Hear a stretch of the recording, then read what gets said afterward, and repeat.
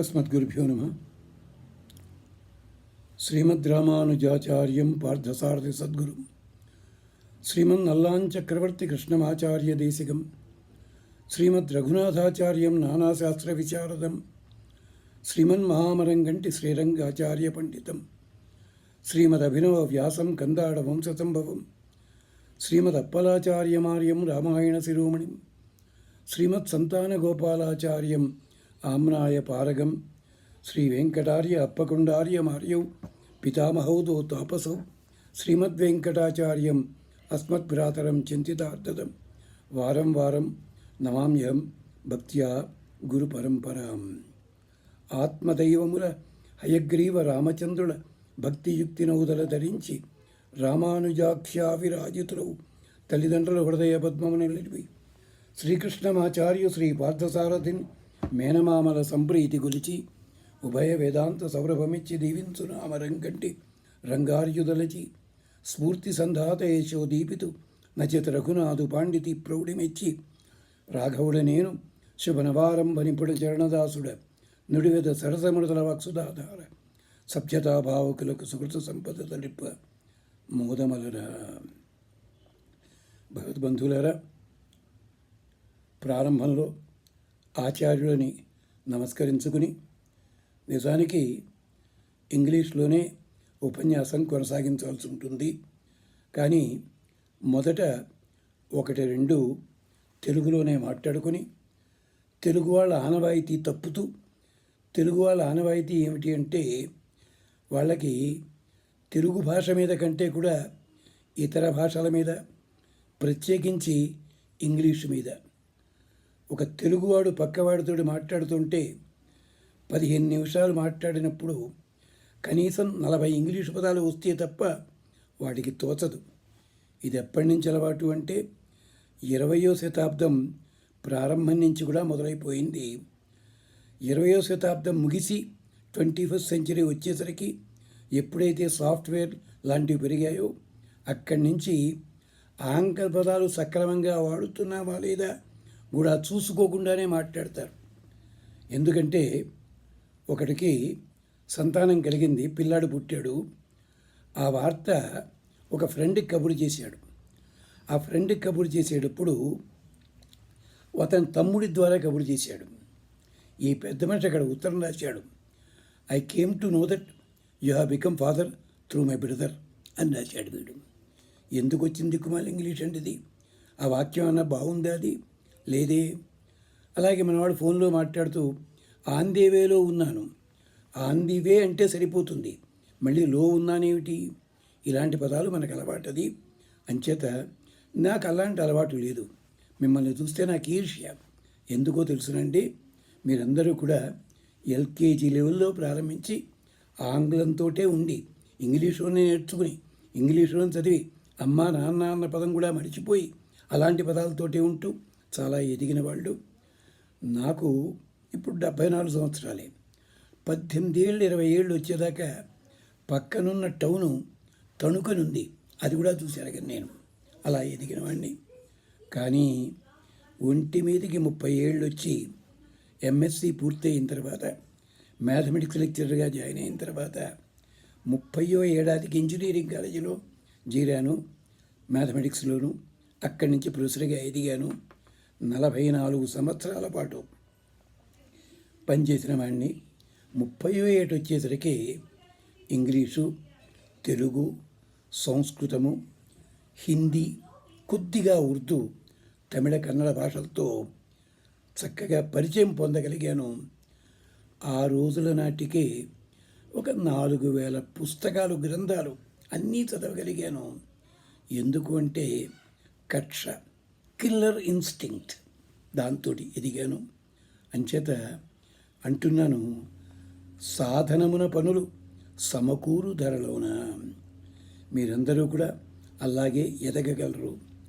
మీకు కావాల్సిన టాపిక్ ఏమిటంటే వ్యక్తిత్వ వికాసము, అలాగే సాధనా దశ లోపల మనం ఎలా ముందుకెళ్ళాలి, అలాగే ఒక వ్యవస్థను నడిపించేటప్పుడు దానికి ఉండాల్సిన సిద్ధాంతాలు ఏమిటి, ఇలాంటి వాటికి సంబంధించి, అలాగే కార్యకర్తకు ఉండాల్సిన లక్షణాలు ఏమిటి, ఇలాంటి వాటికి అన్నట్టు దీనికి సంబంధించిన ఇంగ్లీషు పుస్తకాలు 18th సెంచరీ నాటికే వచ్చాయి. మీకు ఏమన్నా ఐడియా ఉందా? ఆ పుస్తకాలు చదివినంత మాత్రం చేత అది రాదండి. ఈ సూత్రాలు చదివినంత చేత కాదు. ఆ పుస్తకాల్లో ప్రత్యేకత ఏమిటి అంటే, ఒక విషయం చెప్తూ దానికి సంబంధించినటువంటి పాత కథలు కొన్ని చెప్పుకుంటూ వస్తారు. అలా ఎవరైనా చెప్పినట్టయితే అప్పుడు పుస్తకాలలో ఉన్నవి మస్తకాలలోకి చేరి సక్రమంగా వినియోగిస్తాయి. శ్రీమద్ రామాయణంలో హనుమంతుడిని చూడండి. ఆయన పాత్రని, ఆయన మాట్లాడే విధానాన్ని, ఆయన ద్వారా సంభాషణా చాతుర్యం మనకు అలవాటవుతుంది. రాముడి లాంటి వాడే ఆశ్చర్యపోయాడు హనుమంతుడు మాట్లాడుతున్న విధానం చూస్తేను. కిష్కింధాకాండలో చూడండి. అలాగే కృష్ణ పరమాత్మ రాయబారానికి వెళ్ళాడు, మరో దానికి వెళ్ళాడు. అక్కడ కూడా వాగ్దాటి మాట ఎలా ఉంది. అలాగే లీడర్షిప్ క్వాలిటీస్, నాయకత్వ లక్షణాలు అర్జునుడి దగ్గర, ధర్మరాజు దగ్గర, విభీషణుడి దగ్గర ఇలా చూడొచ్చును. అంటే పురాణ పాత్రల్లో ఆధునికులైన వాళ్ళందరికీ పురాణాలంటే ఎందుకో పెద్ద రుచి ఉండదు. వాళ్ళ గురువులు ఎవరైనా చెప్తే కొంచెం రుచి ఉన్నట్టుగా ఉంటుంది అంతే. దురదృష్టం ఏమిటంటే ఇవాళ భగవద్గీత గీత అంటున్నారే, ఒకప్పుడు ఇదే భగవద్గీత మీద అద్భుతమైన వ్యాఖ్యానాలు 5 ఉంటే ఎవరైనా చదివారా? ఏమన్నా అంటే సంస్కృతం కదండి. మరి నీది కాని భాష కోసమే నానాయాతన పడుతున్నావే, సంస్కృతాన్ని కొంచెం ప్రయత్నం చేయగలిగావా? లేదు. 1940s వచ్చే నాటికి ఎవరో ఇంగ్లీష్లో చెప్పారు, అక్కడి నుంచి మొదలెట్టారు మన వాళ్ళు. దురదృష్టం, క్షమించండి. అలా ఉంచండి. అంచేత మీకు కావాల్సిన విషయాలే చెప్తాను.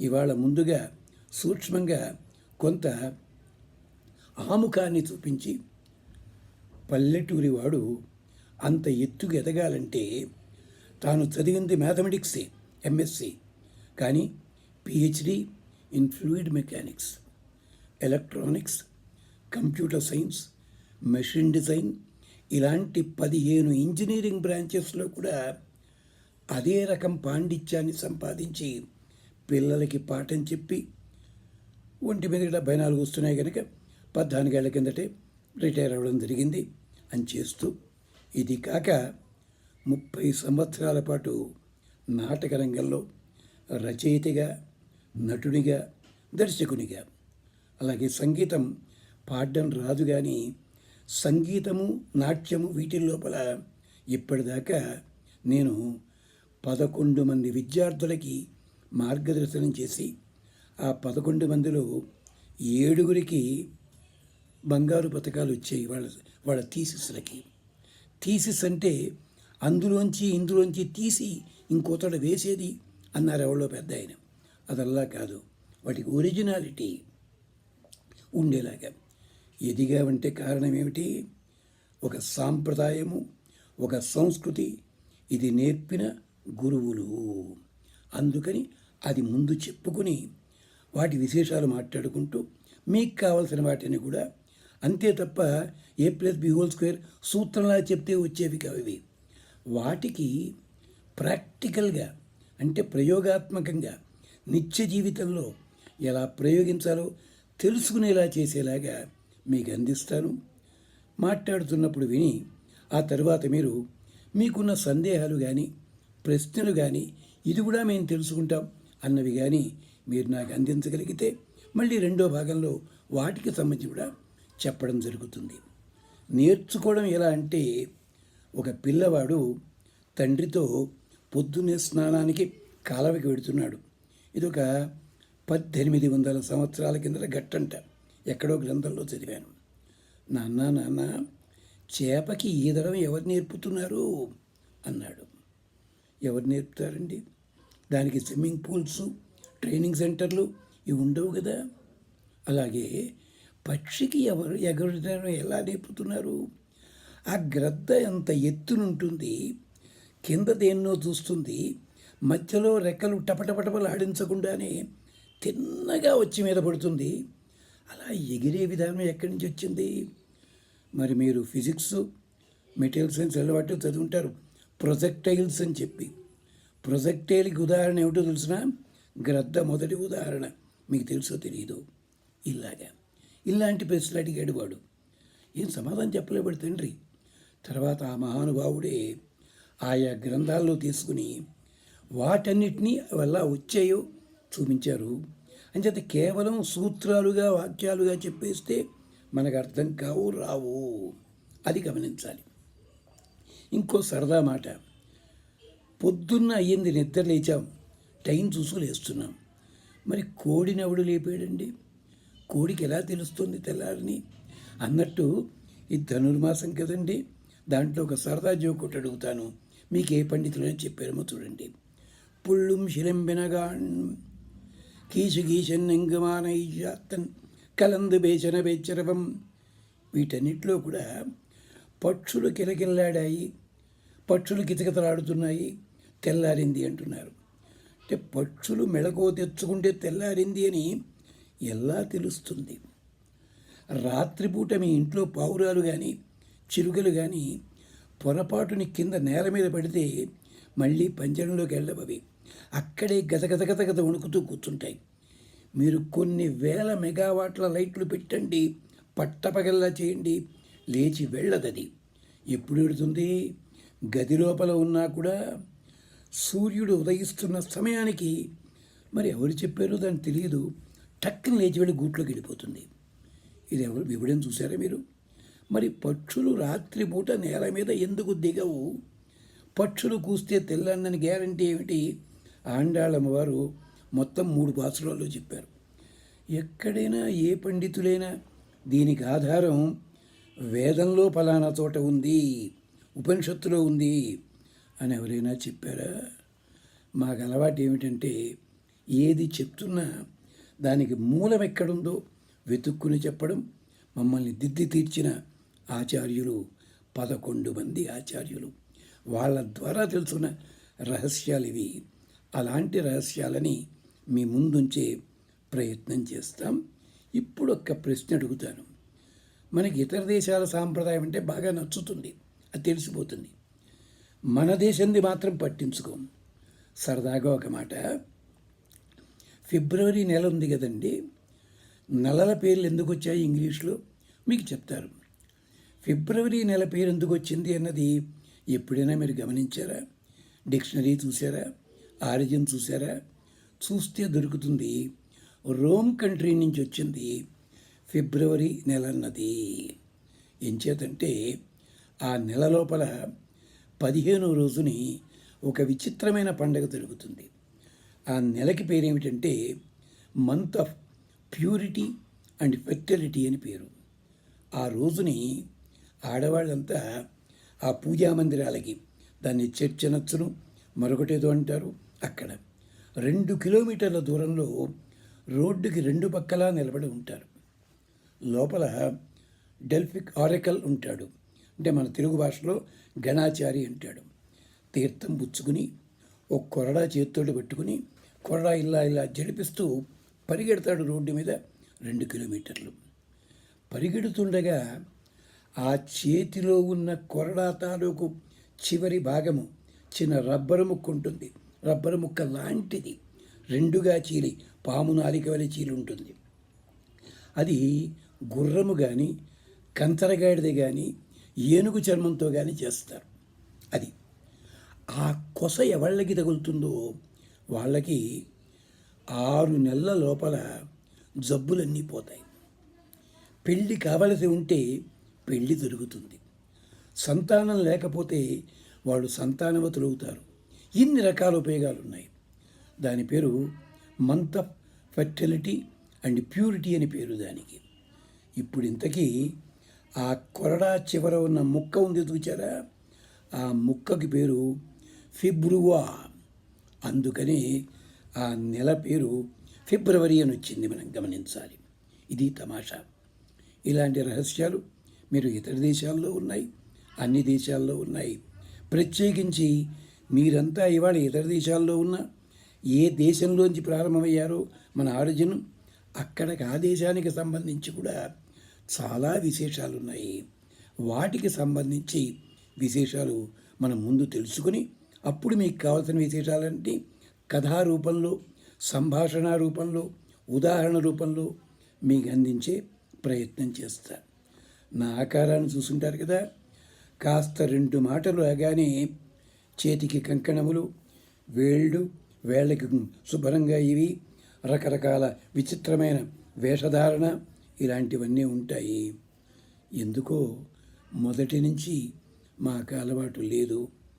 అలాగే కాలేజీకి వెళ్ళినా కూడా మామూలుగానే ఉండేవాళ్ళం, అందరితోటి మాట్లాడేవాళ్ళం. అలాంటిది అంచేత మీకు అభ్యంతరం లేకపోయి ఉండొచ్చును. ఎంచేతంటే మీకు ఆహార్యము కన్నా కూడా విశేషాలు అందించడం ప్రాధాన్యం అక్కడ. అందుకని చెప్తూ ఇంకొక చిన్న మాట, జర్మనీ లాంటి ప్రాంతాల్లోనే చూసుంటారు. ఎడ్యుకేషనల్ డిపార్ట్మెంట్ తాలూకు, యూనివర్సిటీ తాలూకు వెహికల్స్ వస్తుంటే, ఇది మాకు 71లో మా మాస్టర్ చెప్పారు, యూనివర్సిటీ వెహికల్ వస్తుంటే మిగిలిన వెహికల్స్ అన్నీ కూడా ఆ యూనివర్సిటీకి వెహికల్స్ దారి ఇచ్చేలాగా ఏర్పాట్లు ఉంటాయి. ఈవెన్ గవర్నమెంట్ ఆఫీసర్స్ వెహికల్స్ను కూడా ఆపి వీటిని పోనిస్తారు అని చెప్పారు. అదేమిటి విచిత్రం, అదెలాగా?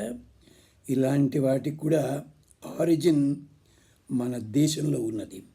అంతేకాదు, కళ్ళకి కాటుక పెట్టుకుంటారు ఆడవాళ్ళు. ఎన్ని రకాలు తెలుసా అండి?